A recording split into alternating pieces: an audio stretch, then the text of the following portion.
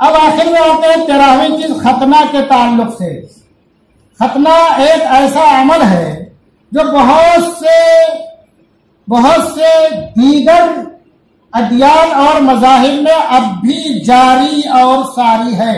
اور ختنہ جو ہے سب سے پہلے کس نے کیا؟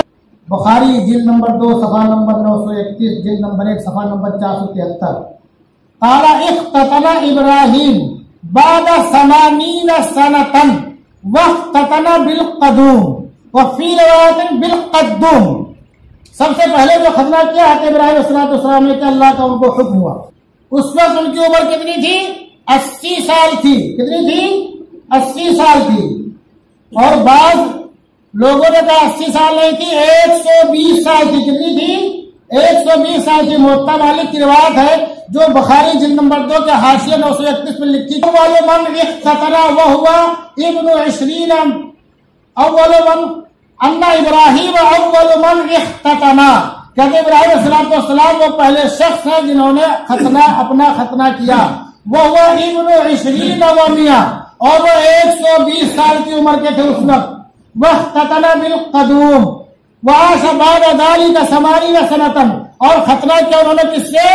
قدوم بولتے کلہاڑی کو اور بسلے کو۔ قدوم جو ہے دال پر اگر تشدید نہیں ہے تو اس کا معنی کیا ہوگا؟ کلہاڑی ہوگا یا بسلا ہوگا۔ اور اگر بعض روایتوں میں جو تشدید کا لفظ آتا ہے تو اس کا مطلب یہ ہوگا کہ آپ قدوم شہر میں تھے، آپ نے وہاں اپنا ختنہ کیا۔ تو دونوں میں مطابقت اس طرح ہو سکتی ہے کہ آپ قدوم شہر میں تھے، اس وقت آپ کو معلوم پڑا کہ ختنہ کرنا ہے تو آپ نے کلہاڑی سے اپنا ختنہ کیا ہے۔ تو کئی سال عمر تھی؟ ایک روایت میں 80 اور ایک میں 120۔ دونوں میں مطابقت کیسے ہوگی؟ بعض لوگوں نے کہا کہ ہجرت کیا آپ نے، اس کے بعد 80 سال گزر گئے تب آپ نے ختنہ کیا، اور بعض لوگوں نے کہا اصل میں یہ 120 ہی ہے، لیکن لوگوں سے غلط فہمی ہو گئی کہ جو 20 تھا تو 100 میں گھٹا دیا اس کو، جب 20 کو 100 میں بڑھاؤ گے تو 120 ہوگا، گھٹاؤ گے تو 80 ہو جائے گا۔ میرے کہا آپ کی عمر 80 سال تھی یا 120 سال تھی، سب سے پہلے آپ نے ختنہ کیا، اور آپ نے اپنے صاحبزادے اور اپنے پوتوں کا بھی ختنہ کیا۔ اور اس کے بعد بنی اسرائیل میں تو اب تک ختنہ رائج ہے، باقی مسیحیوں کے ہاں ختنہ کرو تو ٹھیک ہے، نہ کرو تو ٹھیک ہے۔ اب آتے ہیں جناب رسول اللہ صلی اللہ علیہ وسلم کے ارشاد کے تعلق کے عمل کے تعلق سے۔ جابر رضی اللہ عنہ راوی ہیں۔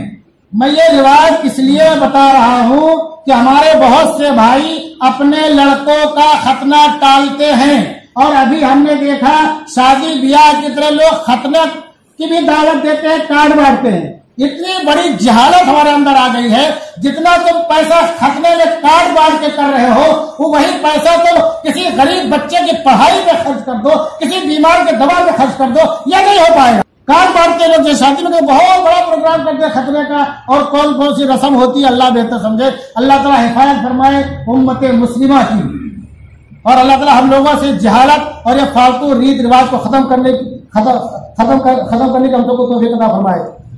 سن لو حدیث، یہ شعب الایمان بحقی کی روایت ہے، حدیث نمبر 4638۔ ان جابر رضی اللہ عنہ افطر رسول اللہ صلی اللہ علیہ وسلم عن الحسن والحسین، اللہ کے پیارے حبیب صلی اللہ علیہ وسلم نے جنت کے دونوں شہزادوں کا عقیقہ کیا، وختنہما ل7 ایام، اور ان دونوں شہزادوں کا ختنہ 7ویں دن کیا، 7ویں دن عقیقہ کیا، 7ویں دن ختنہ کیا۔ اور دوسری روایت سن لو، ان نبی صلی اللہ علیہ وسلم ختن حسنا وحسینا، ان نبی صلی اللہ علیہ وسلم ختن حسنا وحسینا ب7 ایام۔ یہ روایت کہا فتح الباری جلد نمبر 12 صفحہ نمبر 289 پر کہ جناب رسول اللہ صلی اللہ علیہ وسلم نے دونوں جنت کے شہزادوں کا ختنہ کب کیا؟ 7ویں دن کیا۔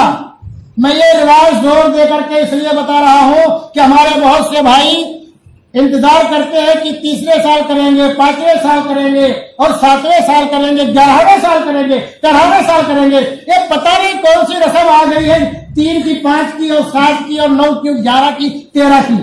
ارے آج کل بچے 13 سال میں جوان و حیران ہو جاتے ہیں، ان کی شادی کرو گے تو 14واں سال نہیں پورا ہوگا، تم کو پودا مل جائے گا انشاءاللہ، اور تم انتظار کرتے ہو، وہ کھنڈ دیتے ہو۔ اتنی بڑی جہالت ہے۔ بہتر یہ ہے کہ اگر ہم یہ چاہتے ہیں کہ کہ جناب رسول اللہ صلی اللہ علیہ وسلم کے عمل کو اپنائے تو 7ویں دن عقیقہ بھی کر دے اور ختنہ بھی کر دے، اگر کوئی طبی اور میڈیکل کے اعتبار سے کوئی تکلیف نہ ہو تو، اس لیے کہ اس ٹائم بچے کا پیر ہلتا نہیں ہے نا، ختنہ کرو گے تو آسانی رہے گی، اور جب تھوڑا بڑا ہوگا پیر ہلنے لگے گا تو کیا بولتے ہیں، دکھے گا اس کو اور زخم بڑھتا رہے گا۔ حالانکہ ختنے سے کبھی کسی کو تکلیف نہیں ہوا، اللہ تعالیٰ ٹھیک ہی کر دیتا ہے۔ اور ختنے کو معمولی نہ سمجھو مسلمانوں، ختنہ کو معمولی نہ سمجھو۔ کچھ لوگوں کے یہاں ختنہ واجب ہے اور اکثریت نے کہا ختنہ کرنا سنت موقتہ ہے، لیکن اس زمانے میں جہاں تم جی رہے ہو اس زمانے میں ختنہ کرنا میں تو یہ سمجھتا ہوں بہت ہی اہمیت کا حامل ہے، تمہارے ایمان، تمہارے مسلمان ہونے کا، تمہارے عاشق رسول ہونے کا ثبوت ہے ختنہ۔ اس میں غفلت نہیں ہونی چاہیے، خاص طور سے ہمارے وہ بھائی جو نئے نئے اسلام میں داخل ہوتے ہیں، جو نئے نئے اسلام میں داخل ہوتے ہیں وہ ختنے سے لاپرواہی نہ کریں۔ اگر ان کی عمر 80 سال ہو جائے تو بھی ختنہ کرائیں۔ اب ایسے موقع ہے جو ختنہ کرے گا وہ سطر دیکھے گا، سطر دیکھنا بہت ہی اہم معاملات میں، بہت ہی ناگزیر حالات میں دوسرا دیکھ سکتا ہے، آپریشن کرنے والا کیا کرنے والا، مجبوری میں جان بچانی ہو تو کیا کرنا ہو تو، لیکن یہاں یہ ختنہ جو ہے تمہارے ایمان کو بچانے کے ثبوت اور دلیل بن رہا ہے، لہذا ختنہ تمہارا کل 80 سال 50 سال اور 90 سال کی عمر میں کراؤ۔ کوئی دوسرا تمہارے صدر دیکھتا ہے تو اس میں معذور ہو، تم معذور ہو، ختنہ کرنے والا معذور ہے۔ میں مثال دیتا ہوں، ایک مثال دے کر ٹائم ختم ہو گئے معذرت کے ساتھ۔ ہمارے ایک مولانا ہے، بہت ہی مخلص ہے، نیک ہے، صالح ہیں۔ ایک واقعہ بتاتے ہیں کہ ایک لڑکا ایمان لایا اور اس کی انہوں نے پرورش و پرداخت کی، بہت اعلیٰ تعلیم دلائی، دھیان رکھو، بہت اعلیٰ تعلیم دلائی، اور جس گھرانے نے اس نے شادی کرنے کے لیے کہا، چونکہ حاجی صاحب بہت پیسے والے تھے، نیک کالج ہے، جس گھرانے نے اس نے شادی کے لیے آفر کیا وہاں شادی کرا کے لے دے کر کے کتنا لے کے بیٹھے، شادی کرو ہمارے بیٹا چاہتا ہے، ان کو کیا تھا بھائی ایمان لایا ہے تو ہماری مغفرت کا ذریعہ بنے گا انشاءاللہ، اور ہمارے لیے ذخیرہ آخر بھی ہوگا، تو اس کی ہر طرح سے مدد کریں۔ بہت اعلیٰ تعلیم اس کو دلائی اور اس کے لیے اچھے سے اچھے علاقے میں فلیٹ دلایا، اچھی گاڑی اور بیوی بھی آ گئی اس کی من چاہی، لیکن حاجی صاحب یہ ان سے چوک ہو گئی، یہ نہ کر سکے کہ اس کا ختنہ کرا دیتے۔ اب وہ اپنے پرانے گھر بھی آتا جاتا تھا، ان لوگوں کے لیے دیتا تھا، اللہ نے بہت نوازا تھا، خود اس کی بہت بھاری آمدنی ہو گئی تھی، اور حاجی صاحب نے جو اس کو دیا تھا اس سے اس کی کتنی آمدنی تھی وہ بھی بڑے لوگوں میں شمار ہونے لگا۔ اب اتفاق ایسا ہوا کہ اپنے پرانے گھر آتا جاتا تھا، ملاقات میں وہاں گیا، کچھ حادثہ ہو گیا، اس کا انتقال ہو گیا، حاجی صاحب کو اطلاع ہوئی، گئے اپنے حشم و ختم کے ساتھ گئے اور کئی لوگوں کے ساتھ کئی گاڑیاں گئی، لیکن حاجی صاحب وہاں یہ نہ کہہ سکے کہ یہ اسلام میں آیا تھا، مسلمان تھا، اس کو ہمارے حوالے کرو، ہم اس کی اسلام کے مطابق تجہیز و تکفین کریں گے، کیوں نہ کہہ سکے؟ ایک جو سنت چھوٹ گئی تھی، ختنہ نہیں ہوا تھا، اگر ختنہ کرائے ہوتے تو بوال دوہر کہہ سکتے تھے۔ کیا ہوا آخرکار؟ اس کو ان لوگوں نے اپنے حساب سے کیا، جیسا وہ لوگ کرتے ہیں، نظر آتش کرنا ہو کیا کرنا۔ ایک سنت کو ہم بات معمولی سمجھتے، کوئی بات نہیں ہے، خاص طور سے ہمارے وہ بھائی جو کہ ایمان لاتے ہیں، یا میں اس لیے کہہ رہا ہوں بہت سے لوگوں کو میں جانتا ہوں جو جوان ہو گئے ہیں، اگر ان کی شادیاں ہو گئی ہوتی تو اب تک 3 4 لڑکوں کے باپ ہوتے، ان کا خطرہ نہیں ہوا۔ ذرا سی غفلت ہو رہی ہے باپ کی طرف سے، ماں کی طرف سے، لڑکے کہاں جا رہے ہیں؟ وہ لڑکے اب کہاں جا رہے ہیں؟